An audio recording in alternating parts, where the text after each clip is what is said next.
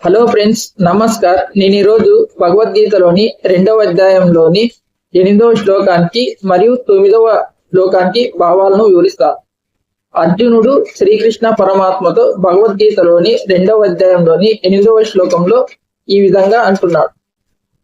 ఈ శోకము నా ఇంద్రియాలను దహించి వేయుచున్నది. ఈ భూమి మీద నేను సిరి సంపదలతో కూడిన తిరుగులేని సామ్రాజ్యాన్ని పొందినను, కడకు సురాధిపత్యము పొందినను. నాలోని శోకదాహాన్ని చల్లార్చుటకు తగిన ఉపాయమును నేను కనుగొనలేకపోతున్నానని అర్జునుడు శ్రీకృష్ణ పరమాత్మతో భగవద్గీతలోని 2వ అధ్యాయంలోని 8వ శ్లోకంలో ఈ విధంగా అంటున్నాడు.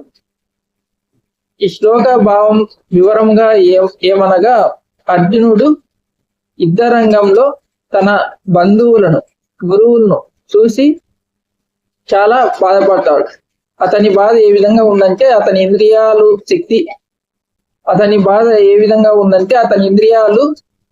శక్తిహీన పరిచేలా ఆ బాధ అనేది ఉంది. అంటే ఆ బాధ అనేది చాలా భరించలేని బాధ అని మనం అర్థం చేసుకోవాలి. ఆ శోకం అనేది, ఆ బాధ అనేది అర్జునుని ఇంద్రియాలను శక్తిహీన పరిచేలా ఉంది. అంటే అది చాలా భరించలేని బాధని మనం అర్థం చేసుకోవాలి. మళ్ళా అర్జునుడు ఆ విధంగా యుద్ధరంగంలో తన బంధువులను, గురువులను చూసి చాలా బాధపడతాడు. మళ్ళా అర్జునుడు ఈ శ్లోకంలో ఈ యుద్ధం గెలిచినప్పటికీ కూడా, ఒకవేళ అర్జునుడు యుద్ధంలో గెలిస్తే ఈ భూమి మీద తిరుగులేని సామ్రాజ్యాన్ని సాధిస్తే, లేక దేవతల మీద సురాధిపత్యం పొందినను కూడా అర్జున్లో ఉండే ఈ బాధను ఏమాత్రం ఎవరు అంటే అర్జునుడు ఈ విధంగా అంటున్నాడు. ఒకవేళ ఈ యుద్ధరంగంలో విజయం సాధించినను, భూమి మీద తిరుగులేని సామ్రాజ్యాన్ని పొందినను, లేక కడకు సురాధిపత్యం పొందినను, నాలోని ఈ బాధను ఏమాత్రం ఇవన్నీ తొలగించలేవని అర్జునుడు ఈ శ్లోకంలో అంటున్నాడు. మామూలుగా మనిషికి అధికారం, సంపద లభిస్తే చాలా సంతోషపడతాడు. కానీ అర్జునుడు మాత్రం ఈ శ్లోకంలో ఇవేవి తనలోని బాధను తొలగించలేవని అంటున్నాడు. చివరికి ఈ శ్లోకంలో తన సమస్యకు పరిష్కారం దొరకలేదని అర్జునుడు భావించి శ్రీకృష్ణ పరమాత్మని ఉపదేశించమని కోరుతున్నాడు. శ్రీకృష్ణ పరమాత్మతో ఈ విధంగా తన సమస్యకు పరిష్కారం దొరకలేదని అర్జునుడు భావించి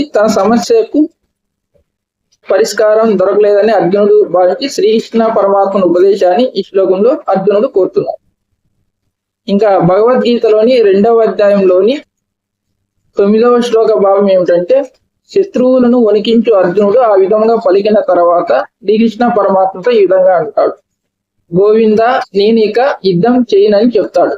తర్వాత మౌనం వహించడం అనేది జరుగుతుంది. ఇది ఈ శ్లోక భావం. ఈ శ్లోక భావం వివరంగా ఏమనగా, శత్రువులను వణికించు అర్జునుడు యుద్ధరంగంలో తన బంధువులను, గురువులను చూసి చాలా నిరాశ చెందుతాడు. వారిపై బాణాలు వేయడానికి అతని మనసు అనేది ఒప్పుకోదు. అప్పుడు అర్జునుడు తన మనసులోని సంఘర్షణను శ్రీకృష్ణ పరమాత్మతో వ్యక్తపరుస్తూ నేను యుద్ధం చేయనని చెప్తాడు శ్రీకృష్ణ పరమాత్మ.